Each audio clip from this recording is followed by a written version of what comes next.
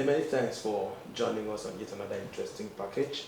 This is a promise, and we have the pleasure of speaking with a fine gentleman, a two-term lawmaker in the National Assembly, a medical doctor by profession. Help me to welcome the Honorable Dr. Henry Archibong, member representing the very good people of Itu Federal Constituency in the Green Chamber of the National Assembly, House of Reps. Honorable member, it's nice to have you. And good afternoon. Good afternoon. You're welcome to my humble office. Thank you, Honorable member. You've been here for 2 terms now, and this is your second term in the House of Representatives. Tell us how it has been. Tell us your achievements. Tell us what you've done for the people of Itu and the Archibong Federal Constituency. Well, first of all, I thank God for the life that He has given to me and the life He has given to my constituents. I give Him all the glory. And I want to say that I want to also thank my constituency for deeming it fit to send me back to represent them in this 9th Assembly.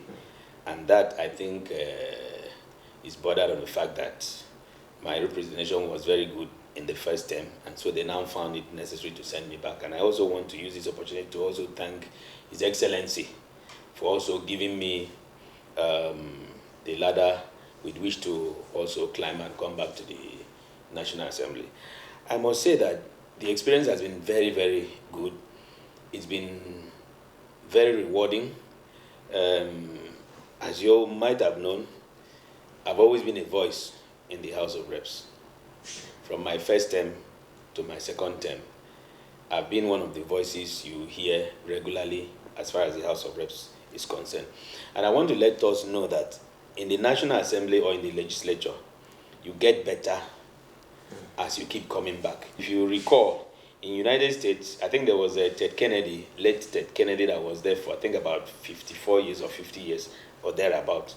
And then even the current American president, you can see the number of times he has been in the legislature. So legislature comes with so many, if you repeat so many times, the more experiences you have. And I think going by that, I want to say that I'm better off this time than what I was in the first term. For example, if you're going to look at my achievements in this term, you will see that what I have done this term in terms of empowerment and in terms of what I'm bringing back to the constituent and to the state is much more than what happened last year.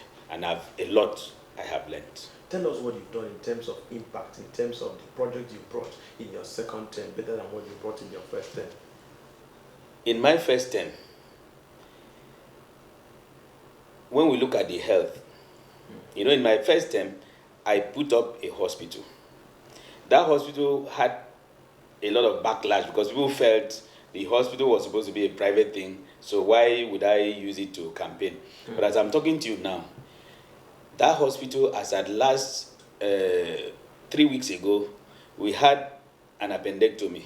So counting, we've done up to 73 free surgeries for the people.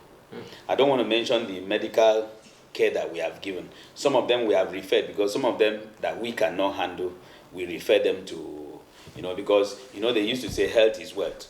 So if you empower somebody by making him healthy, then you also help him to create wealth. Now, there's also something that our people used to say. You give somebody fish, he finishes the fish and looks for another one. So I've been able to teach my people how to fish. And that I did by helping to facilitate the release of agricultural loan for them. Now, how did I do that? I had to pay for the training of about 200 people for them to be able to access that loan. Unfortunately, by the time the people came to actually start the training process and the documentation, almost half of the people did not come back after that because they thought they were just going to come and collect money. But thank God today, more than 70% of those that had stayed back, attended that session, have been able to access loans between, I think, from 2.7 million to the tune of 9 million. Some of them have built factories for making bread. Some of them are into poultry. Some of them are into computer and printing. Some of them are into other agricultural businesses. So that's what I mean. And then apart from that, we were also given as members of the House of Reps some money to be able to help. This was the CBN loan too. Now, unfortunately for our people, a lot of them also did not apply, because sometimes when they filled the form, they were asking them for their BVN, and so a lot of them were very skeptical and did not. But at the end of the day, I was able to disburse or to make them to facilitate 34 people receiving between 300,000 to 1 million naira to help them in their businesses. Now, in December 2019, I did a very massive empowerment where I think the total number of cars I've given so far in this my second term is about 13. Yes. And then I was able to also give 16, I used to call it motorcycle pickup. Okay. It looks like a bike, but it has a pickup.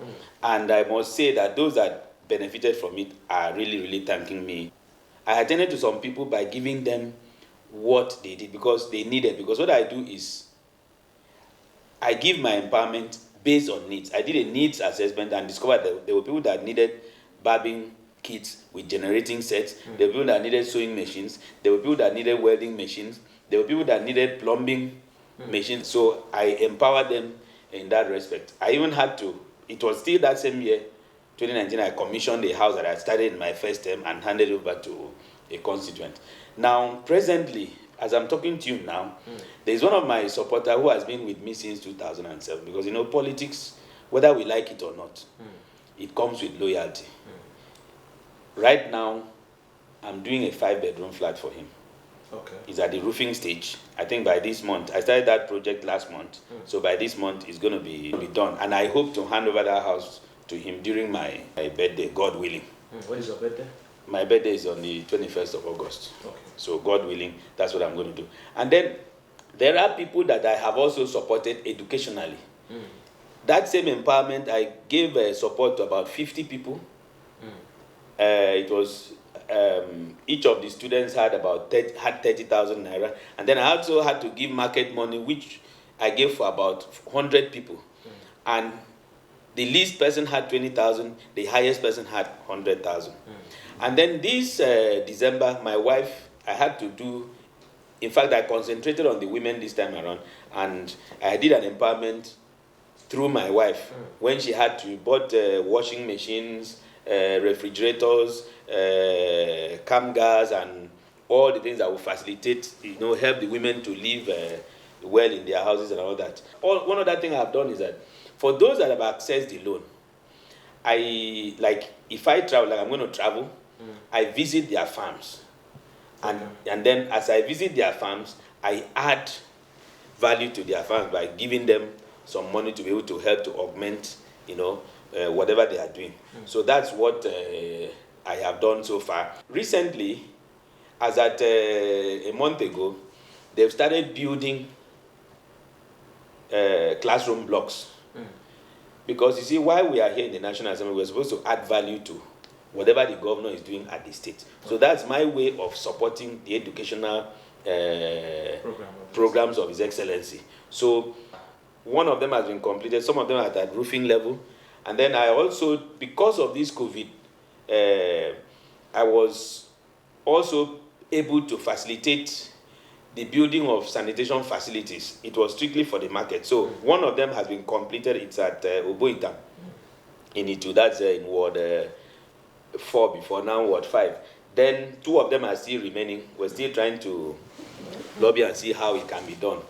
In Ibiono, we've been able to complete the water project we started at Ntanekere.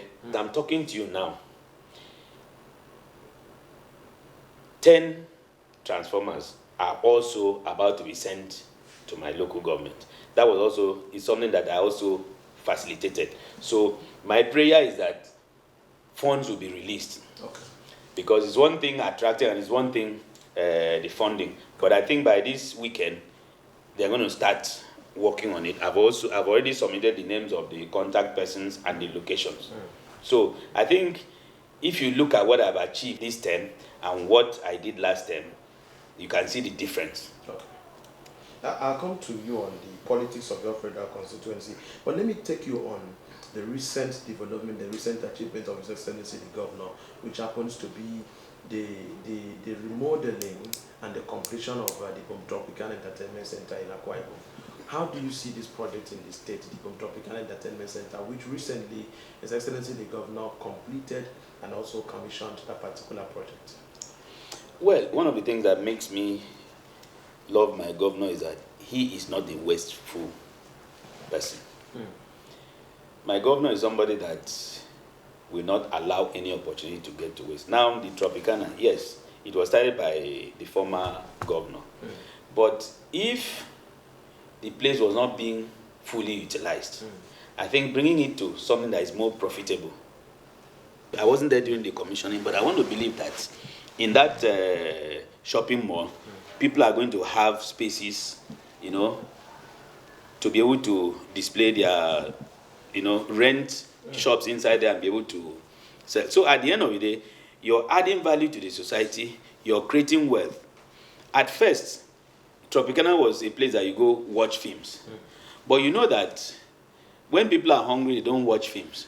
But when you give people opportunity to be able to apply their trade inside the Tropicana mall, then you're going to bring a lot of people out of poverty and out of hunger, and people are going to appreciate it more.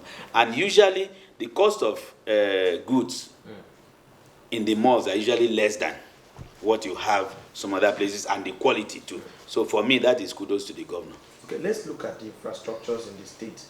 The infrastructures achievement of this government in terms of infrastructure. What can you say about that? Well, I will score the governor excellently well. My reason for that is that I am in government. Now, I've heard a lot of critics. People just write. I've seen people say, oh, this has been done, this has not been completed, this has not been completed. But the truth is that when you want to make comparisons, if you compare what is happening in Nigeria today and what happened in Nigeria in 2003, 2007, 2015, and 2011, you see that there's a lot of difference. For example, how much of the monies are we getting from the federal government in the state? That's one. Two, what about the foreign exchange? Because what our people may not know, for example, just about, I think between November and December, you could see that the price of cement skyrocketed. And then if you had anything to construct at that time, I dare say that you probably would have stalled, because there's nothing you would have done. But thank God that the price has come down. But it has come down, it has not gone back to where it used to be. So we must look at the foreign exchange, we must look at the real situation of things now before we can make comparisons. So for the funds that we have as a state, I believe that the infrastructural development is going well. Okay. So I think what we need to do is to be patient. Yes. The infrastructure in the state, you scored the government high. How about in your federal constituency, the two and Ibom? What has the government done in this direction to your constituents that you can say that they've done well? You've talked about the state generally, but in your federal constituency, would you say they've also done well? Well, yes. In my federal constituency, yes, the governor has done well. For example, in my local government, we have an 8.5 kilometer road that is, because what we are looking for is not that if we want to go to Uyo, if we want to go to Uran, we have to now go to Uyo and then turn to Uran. Meanwhile, Uran is just close by here. So when we're talking about my local government, we have, I think, 8.5 kilometer road that is linking E2 through the former Ward 4 to Uran, and that's a very short distance. Now, the governor had also come and commissioned the Maurice Lezo Avenue. We have a road there, which the governor had commissioned, and so we're expecting that very soon it's going to be started. If you look at it, I may not remember much, but there's a technical school in Koradai. It has been revived. That's infrastructure. Now, when you look at my local government, for instance, I think we are the luckiest local government. I think we come second after Ona in terms of development. In terms of the governor trying to cite industries in my place. Now, I need to pick up this paper because I may forget some. We have a vehicle assembly plant which people thought was not going to come to reality. But as at the time it started, the problem was that the foreign exchange, at that time, the foreign exchange suddenly went up. And so if you're going to the market and you want to go and buy something and you discover that it has gone up, what do you do? So that stalled that vehicle assembly plant. But as I'm talking to you now, you need to pass through Ekem as if you want to go to Ikodebene. You see that much of the infrastructure, much of the buildings are intact now. And then probably some of the containers that were supposed to bring in equipment have also arrived. Now, apart from that, still in that same place, that's why I said I am very lucky. There is this other company, the Hendai Investments, which is at Akbayat. Now, it's been cleared. That is going to come up with about 22 industries in my local government. So once that starts, then that means that I probably may not need to be in the National Assembly because I have a lot of business beckoning on me back home. Because, once you start these industries, there are other ancillary things that will come. Okay. Now we have the Science Park, which the governor has also given to the Chinese consortium for them to reconstruct. It too also is part of it. We have the cottage industry at that side of that part of West Itam, that has the pencil factory, the toothpick and the plywood factory. And then recently now, an innovation. I didn't believe that people could do tissue paper with bamboo. So now you see bamboo sticks that are not the fresh ones, the bamboo sticks that are dried are now being converted to tissue paper. So at the end of the day, I think I'm very, very happy with the governor for what he has done in my constituency. Apart from the development the government of the Emmanuel has given to federal constituency, is there any other thing you ask him for, maybe probably before he rounds up his tenure? Well, I am like Oliver Twist. Everybody will say, give me more. If the governor has funds, we would like to have roads that would traverse Itu, and Ibiono, and Ikono, Ini, so that we probably do not need to go through Ikodekbene before we get to Ikono and Ini. And then, we would like the governor to see how those companies can be fast-tracked. Because what we need is, at the end of the day, what are we getting from those companies, employment and all of that. And then two, we are also angling for the number one position in the state, the I4, So we are in Itu and Ibiano, the other two are in Ikodekbene. So if the governor gives us, if His Excellency supports us to have the governorship slot, we'll be very, very happy. Do you think you have the caliber of person from your federal constituency to be governor in 2023? Well, we have the caliber. We have calibers of people, that can be governor. And then when you talk of caliber, it is subjective. For example, when David became king of Israel, nobody knew him. He was never a warrior. He was not a very robust personality. In fact, the way he was described was he was more of a gentle person. So what I'm trying to say is that when you're talking of caliber, it's subjective. You may not judge caliber from the face, but in terms of people that we even have physically, we have a lot of people. Assuming the power doesn't come to your federal constituency, do you think your people will still support PDP in Akwa Ibom? Yes, I believe that the people will still support PDP because the truth is that PDP is Akwa Ibom. Akwa Ibom is PDP. Now, take for example, people that did not support PDP and brought in a national government that they thought was going to be better, are they not regretting it today? You think the federal government is not doing well? Of course, the federal government is not doing well. Let me come to you on the issue of the two federal constituency race. Will you be in the race? Because you have been a two-term member of the House of Reps from that same area. And governorship, according to zoning, according to what you've said, if the governor supports your area, you will be happy. Will you be in that race for governorship in 2023? No, Abasiama. Well, I have not thought about that. Okay. The truth is that I have not thought about that. Like I said, it is God that I believe in the fact that God gives power. But honestly, I have never dreamt about that, because I believe that there are people who have, sometimes it's good to be a little bit humble.